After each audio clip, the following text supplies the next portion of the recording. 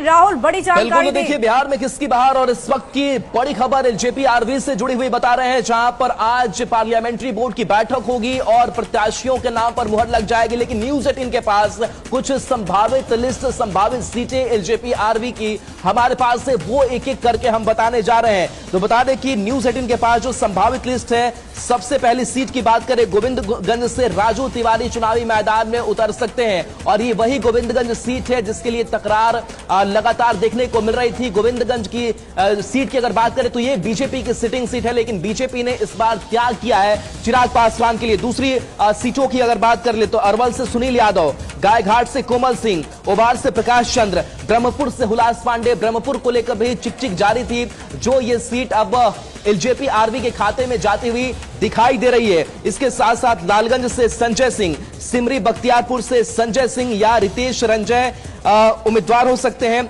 बखरी से संजय पासवान का नाम है, मखदूम से रानी कुमारी। इसके साथ साथ कुछ और बाकी सीटों की अगर बात करें तो बोधगया, दानापुर, रोसड़ा, ये सीट और उम्मीदवार फाइनल किए जा सकते हैं। तो बड़ी खबर जो पार्लियामेंट्री बोर्ड में आज हरी झंडी इस पर मिल जाएगी। राहुल, आपको रोकना चाहूंगी, इस पूरी खबर की देख जानकारी ले लेती हूँ। विनीता मिश्रा, न्यूज 18 संवाददाता, लगातार हमारे साथ बनी हुई। विनीता, ये बताइए कि बहुत सारी सीटों का त्याग कर बीजेपी ने चिराग पासवान की महत्वाकांक्षा को पूरा किया है, उनकी उम्मीदों को पूरा किया है। कौन कौन सी वैसी सीटें हैं जिसको लेकर चिराग पासवान अड़िग थे और आखिरकार उन्हें सफलता मिल गई है, वो सीटें चिराग के खाते में चली गई है?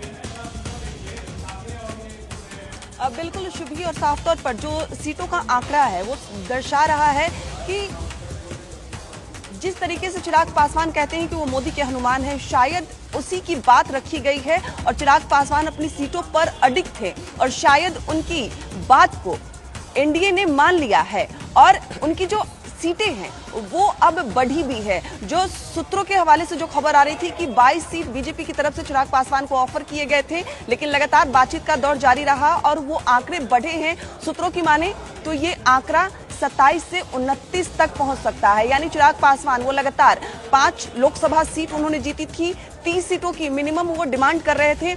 ऐसे में लगभग वो आंकड़ा पहुंच सकता है सूत्रों की माने।